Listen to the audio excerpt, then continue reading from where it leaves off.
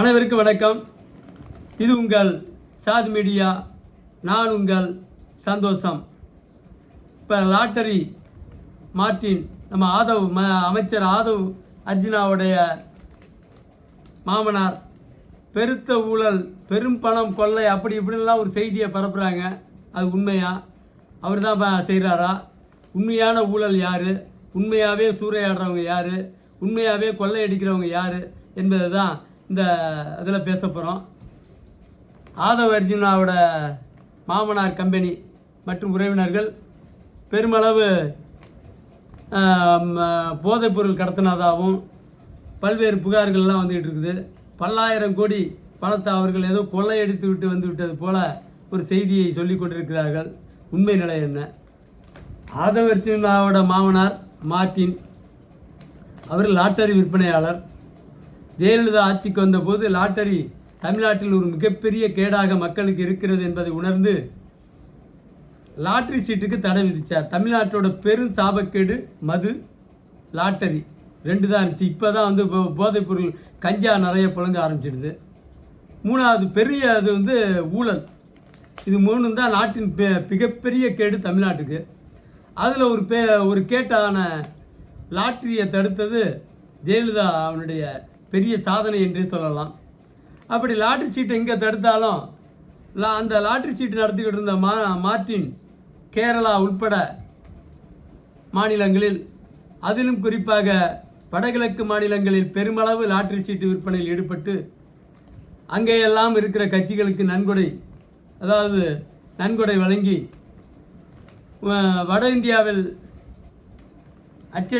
வட இந்திய நிறுவன மாநிலங்கள் நடத்துகிற லாட்டரிகளை நாடு முழுவதும் விற்று காசாக்கி அதில் பெருத்த லாபம் சம்பாதித்தவர் மார்ட்டின்.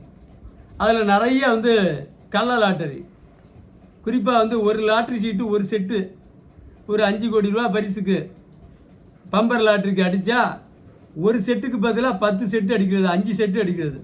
இந்தியா முழுக்க விற்று அவங்களுக்கு பணம் கொடுத்தது போக ஒரு பெருத்த லாபம் கிடைக்கும். அந்த அடிப்படையில் இவங்க ஒரு பெருத்த லாபம் பார்த்தாங்கங்கிறது உண்மை. இந்த லாட்ரி சீட்டை பயன்படுத்தினவங்களாம் விற்றவங்களாம் யாருன்னு பார்த்தீங்கன்னா கை கால் போனவன், கண்ணு இல்லாதவன், அதாவது மாற்றுத்திறனாளிகள். பெருமளவு கடுமையான உடல்நலம் பாதிக்கப்பட்டு வேலை வித்துக்கு போக முடியாத பல பேர் உயிர் வாழ்ந்தான்னு சொன்னால் கூட இந்த இழப்புங்கிறது லாட்ரி சீட்டினால் மக்கள் பெரிதும் பாதிக்கப்பட்டார்கள் என்பது மறுக்க முடியாத உண்மை. அந்த அளவுக்கு பெரிய கோடிகளில் சம்பாதித்த மார்ட்டின் அவர்கள் பிஜேபிக்கு மிகப்பெரிய நிதி வழங்கிய ஒரு மனிதர் என்றால் அது லாட்ரி மார்ட்டின் தான். அதே மாதிரி திமுகவுக்கு பெரிய நிதி வழங்கியவரும் அதே மார்ட்டின் தான். இவங்ககிட்டலாம் நிதி வாங்கினவங்களாம் என்ன பண்ணுறாங்க? இப்போ அவங்க மேலேயே பாய்ச்சல் காட்டுறாங்க. பாய்ச்சல் காட்டுறது நான் தப்புன்னு சொல்ல. உண்மையான கொள்ளை எது? தமிழ்நாட்டில் முன்னாள் மந்திரிகள் திமுக அதிமுக மந்திரிகள் ஒரு 80 பேர், இன்னும் 80 பேரை எடுத்துக்கிட்டோம்னா 10,000 கோடியிலேருந்து லட்சம் கோடியும் அதுக்கு மேலேயும் சம்பாதிச்சிருக்கான். கொளுத்த பணம், ஊழல் பணம். இதை பற்றி வாயை திறக்க வேண்டியதுதான். லாட்ரி ஊழல் தான். லாட்ரி சீட்டு விற்றது தப்பு இல்லை. அது தவறான தொழில், சட்டப்படியான தொழில், தவறான தொழில், மக்களை பாதிக்கிற ஒரு தொழில். அதில் எப்படி சம்பாதிச்சாருங்கிறது ஒரு பக்கம். ஆனால் இங்கே ஊழல் பண்ணியே சம்பாதிச்சவன் இங்கே திமுக அதிமுக முன்னாள் மந்திரிகள். கொளுத்த பணம் வச்சுருக்கான். பல லட்சம் கோடி சொத்து சேர்த்தவெல்லாம் இங்கே இருக்கான். பஸ்ஸில் விசில் ஊதி இருந்தவன் லட்சம் கோடிக்கு மேலே சொத்து வச்சுருக்கான். மிளகா மண்டிக்காரன் பல லட்சம் கோடி சொத்து. அவன் உறவினர் ஒருத்தவனை அமெரிக்காவில் செட்டில் பண்ணி பல்லாயிரம் ஏக்கர் பண்ணை, விவசாய பண்ணையோடு தங்க வச்சுட்டு பணத்தை ஃபுல்லாக அமெரிக்கா வரைக்கும் ரியல் எஸ்டேட் பண்ணிகிட்டு இருக்கான். அது மாதிரி பழச்சாறு விற்றவன் தமிழ்நாட்டில் பல்லாயிரம் கோடி சொத்து சேர்த்தான். எப்படி பழச்சாறு விற்று சம்பாதிச்சானா? எல்லாம் பெரிய பெரிய நிறுவனங்களை ஃபுல்லாக மிரட்டி காசு பார்த்தது. பாலிடெக்னிக் படித்தவன் அவன் சில லட்சம் கோடி சொத்து சேர்த்துருக்கான். அவ்வளோ பணம் ஏதுடான்னா உலக நாடுகள் முழுக்க கப்பல் ஓடுது. கண்டெய்னரில் பணத்தை அடுக்கி கப்பலில் சுற்ற விட்டுருக்கான். வாட்ச்மேன் வேலை பார்த்தவன், வாட்ச்மேனாக டைம் கீப்பராக வேலை பார்த்தவங்களாம் சில லட்சம் கோடி சம்பாதிச்சான். எல்லாம் ஊழல் பணம் தான். சாராய கம்பெனி, இப்படி சாராய கம்பெனி. அவரை கேட்டால் நாங்கள் சாராய கம்பெனி எதுவும் பண்ணலை, அவர் மார்ட்டினோட மச்சா சொல்கிறாரு, ஜான் பிரிட்டோ. நாங்கள் வந்து கஞ்சா கடத்தலோ அல்லது வந்து இந்த இந்த மாஃபியா வேலைலாம் நாங்கள் பார்க்கல. லாட்ரி வழக்கு எங்கள் மேலே இருக்குது, கேரளாவில் இருக்குது. வேறு இந்த பிரிட்டோவுக்கும் எங்களுக்கு சம்மந்தம் இல்லைங்கிறான். ஆனால் விடாமல் பிஜேபியை சேர்ந்த மாரிதாஸ் கடுமையாக பாய்ச்சல் காட்டினார் இவன் தான் சொல்லி. கேட்டால் பின்னாடி வந்து ஆர்எஸ்எஸ் இருக்கிறதா சொல்கிறாங்க. ஆனால் பெருத்த நிதி வாங்கினவன் யாருன்னா அந்த பிஜேபிக்காரன் தான். இன்றைக்கி மார்ட்டினுக்கு எதிராக மிகப்பெரிய படைப்பலத்தை திரட்டி பொய் பிரச்சாரத்தை பரப்புகிற சன் டிவியும் திமுகவும் தான் பெரிய அளவுக்கு நிதி வாங்கினவங்க தமிழ்நாட்டில். இப்போ இது என்ன நியாயம்? இந்த கொள்ளையடித்தவனை பற்றி யாரும் பேசுகிறதில்ல. விசில் அடித்தவன், மிளகா மண்டிக்காரன், பாலிடெக்னிக் படித்தவன், பழச்சாறு விற்றவன், கள்ளச்சாராயம் விற்றுக்கிட்டு இருந்தவன், காய்ச்சினவன், இவெல்லாம் பெருங்கொடிகளில் பல்லாயிரம் கோடி சில லட்சம் கோடின்னு இப்போ சொத்து சேர்த்துருக்கான். அதை பற்றி எவனும் வாய் திறக்க மாட்டேங்கிறான். இவன் தொழில் பண்ணவனே கிடையாது இங்கே திருநவம் முழுக்க. அதே மாதிரி வட இந்திய தங்க கடத்தல் மாஃபியா தனியார் துறைமுகங்களையும் அரசு துறைமுகங்களையும் பயன்படுத்தி, அதே மாதிரி சம்மந்தப்பட்ட அந்த துறை அதிகாரிகள் இந்த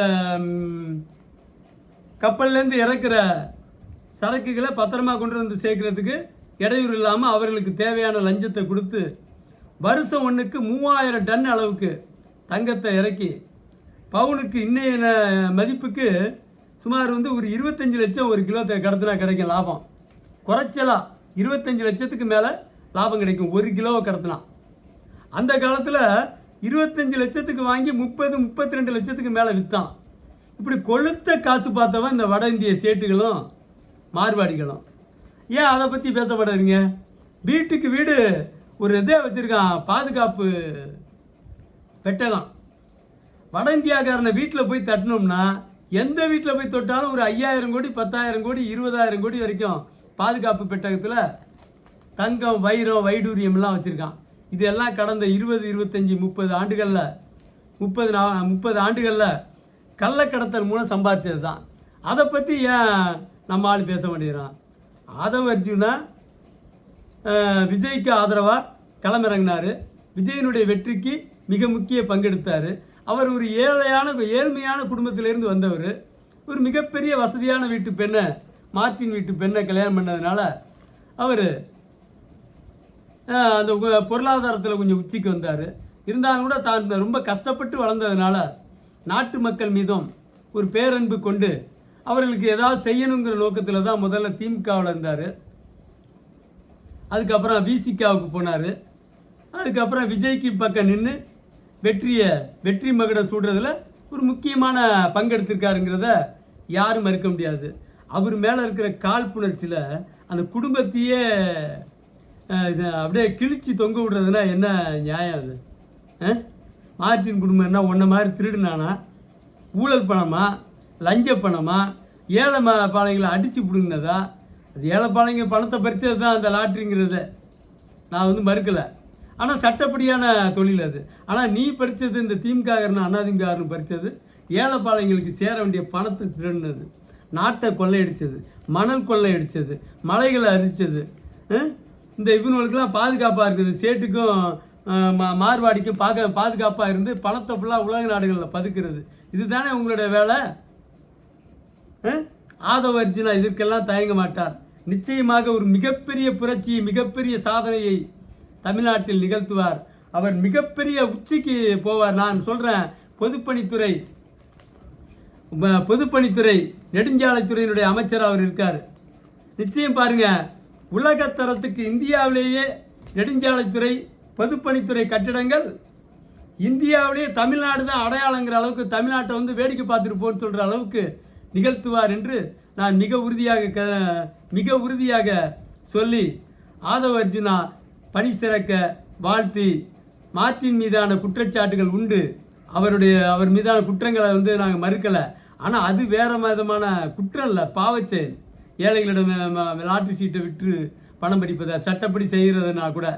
அதனால் என்றாலும் கூட இந்த ஊழல்வாதிகள் பேசுவதற்கு அருகதையற்றவர்கள் என்று சொல்லி நன்றி கூறி விடைபெறுகிறேன். நன்றி, வணக்கம்.